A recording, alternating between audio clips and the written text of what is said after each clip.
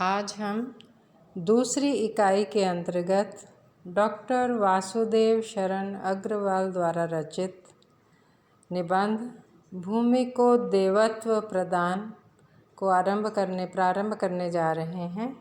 सर्वप्रथम हम डॉक्टर वासुदेव शरण अग्रवाल का परिचय जानेंगे।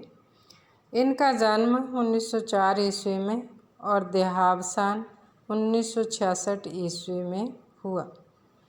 साहित्य, संस्कृति, पुरातत्व और इतिहास के अप्रतिम अध्येता वासुदेव शरण अग्रवाल ने लखनऊ विश्वविद्यालय से MA, PhD तथा D.Litt की उपाधियां प्राप्त की।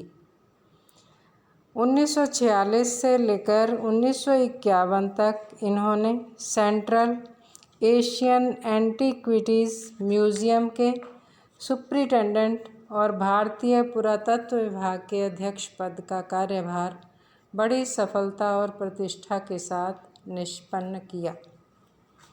1951 में वासुदेव शरण अग्रवाल की नियुक्ति काशी हिंदू विश्वविद्यालय के कॉलेज ऑफ इंडोलॉजी में प्रोफेसर नियुक्त हुए। 1952 ईस्वी में वे लखनऊ विश्वविद्यालय में राधा कुमुद मुखर्जी व्याख्यान निधि की ओर से व्याख्याता नियुक्त हुए, जिसका विषय था पाणिनि।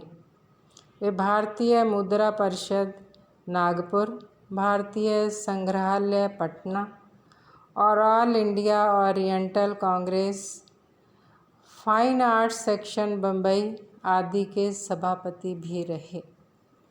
भारतीय संस्कृति और साहित्य के अध्येता के रूप में डॉक्टर वासुदेव शरण अग्रवाल का नाम अग्रणी विद्वानों में पूरी श्रद्धा और आदर के साथ लिया जाता है।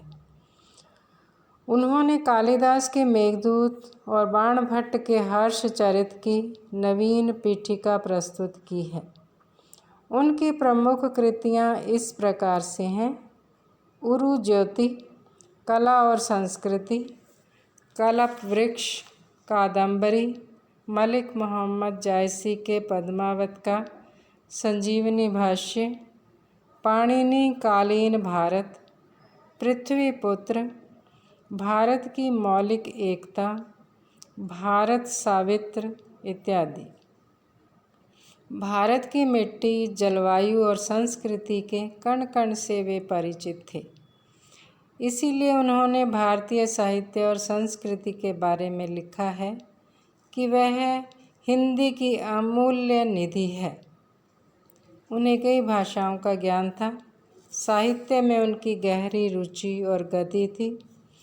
उनके निबंध और पद्मावत का संजीवनी भाष्य इसका प्रमाण है।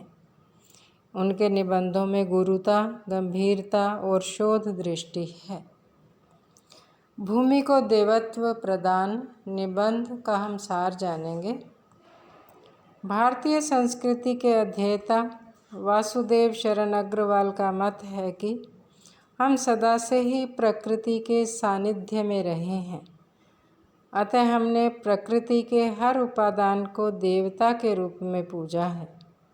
हिमालय हमारे लिए एक महान देवता है, जबकि उससे निकलने वाली नदियाँ गंगा, यमुना आदि पाप नाशिनी हैं।